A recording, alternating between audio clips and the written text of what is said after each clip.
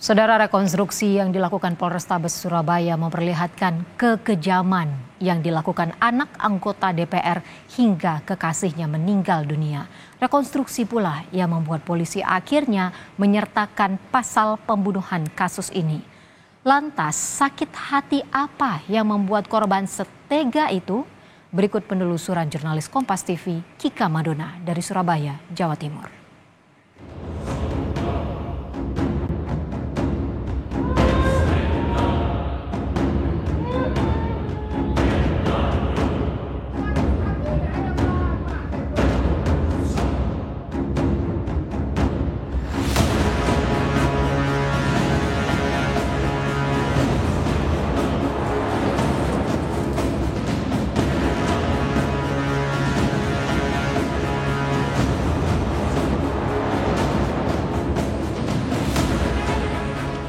Saudara, lagi-lagi kasus pembunuhan terjadi di kota besar. Seorang wanita menjadi korbannya. Korban diduga kemudian tewas setelah dianiaya sang kekasih di salah satu tempat hiburan di kota Surabaya. Cekcok antara keduanya dan juga pengaruh minuman keras diduga menjadi penyebab tersangka menganiaya korban secara brutal. Kasus ini saat ini ditangani oleh Mapolrestabes Surabaya. Untuk mengungkap motif penganiayaan yang dilakukan Gregorius Ronald Tanur yang menewaskan kekasihnya, polisi pun menggelar rekonstruksi. Rekonstruksi dilakukan di tempat karaoke Black Hole KTV dan di basement Landmark Mall Surabaya. Rekonstruksi digelar hampir selama 4 jam dengan total 41 adegan. Rekonstruksi dimulai dari ketika Ronald dan Dini datang ke Black Hole KTV di Mall Landmark Surabaya. Dilanjutkan dengan rentetan peristiwa penganiayaan hingga menewaskan Dini. Dari hasil rekonstruksi diketahui Ronald telah melakukan penganiayaan kepada Dini sejak dari lift setelah keluar dari tempat karaoke hingga menuju basement. Rekonstruksi dari apa saja yang telah dilakukan tersangka Ronald dan juga yang dilakukan oleh korban saat kejadian itu pada tanggal 3 Oktober hingga tanggal 4 Oktober, di mana kita temukan banyak fakta-fakta baru pada saat di Black Hole maupun pada saat yang bersangkutan mengendarai mobil hingga di situ tadi korban terlindas oleh mobil milik tersangka. Atas tindakan yang dilakukan anaknya, Edward Tanur, ayah Gregorius Ronald Tanur menyampaikan bela sungkawa dan permintaan maaf kepada keluarga korban. Anggota DPR RI nonaktif ini tak menyangka jika anaknya tega melakukan penganiayaan terhadap korban. Di sini saya ingin menyampaikan mungkin kepada teman-teman media bahwa saya sangat berbela sungkawa, menyesal atas perbuatan si Ronald, anak saya. Karena kejadian ini tidak kita semua harapkan. Dan saya menyampaikan permohonan maaf sebesar-besarnya dan penyesalan yang mendalam atas meninggalnya almarhumah saudari kita Dini Sera Afrianti. Peristiwa ini bermula saat Dini dan Ronald mendapat undangan karaoke dari temannya pada Selasa malam 3 Oktober 2023 sekitar pukul 21.32 waktu Indonesia Barat. Keduanya sempat cekcok setelah berkaraoke. Kemudian pelaku menganiaya korban tepatnya 4 Oktober 2023 atau Rabu dini hari sekitar pukul 00.10 waktu Indonesia Barat. Korban dinyatakan meninggal dunia pada pukul 2.32 waktu Indonesia Barat setelah mendapat penanganan medis di Rumah Sakit Nasional Hospital Surabaya. Untuk mempertanggungjawabkan perbuatannya, tersangka telah ditahan dengan ancaman pasal penganiayaan yang mengakibatkan korban tewas dengan hukuman 12 tahun penjara. Saudara, RT yang notabene adalah anak pejabat anggota DPR RI saat ini telah ditetapkan statusnya sebagai tersangka penganiayaan terhadap korban DSA. Meski berujung pada hilangnya nyawa korban, namun hingga saat ini tersangka belum dijerat dengan pasal pembunuhan. hanya pasal penganiayaan dengan ancaman hukuman maksimal 7 tahun penjara. Kita nantikan bagaimana kelanjutan dari kasus ini. Tim Liputan, Kompas TV, Surabaya, Jawa Timur.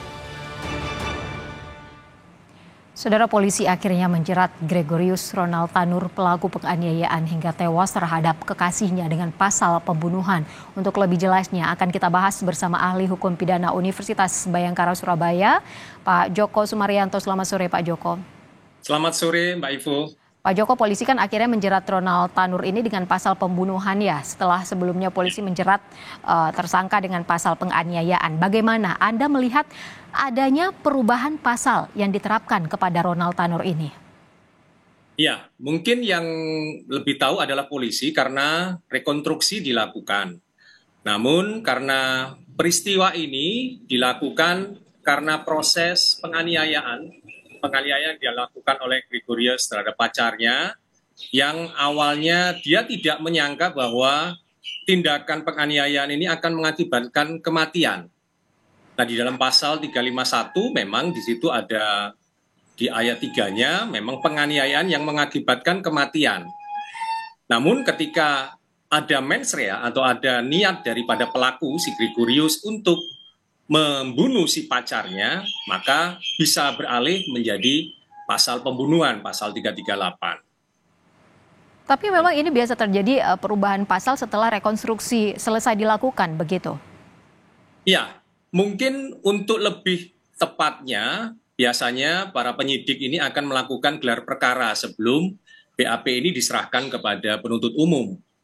Nah, gelar perkara itu untuk memastikan pasal yang dijeratkan kepada si Gregorius ini apakah penganiayaan yang mengakibatkan kematian atau murni pembunuhan. Demikian, Mbak Ivo. Baik, Pak Joko, sebelumnya kan polisi menerapkan pasal penganiayaan.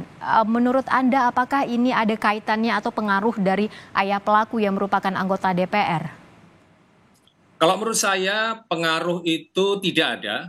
Karena yang melakukan adalah anaknya. Karena si Gregorius yang melakukan sendiri, memang orang tua punya tanggung jawab moral terhadap apa yang dilakukan oleh anaknya. Seperti pepatah Jawa mengatakan,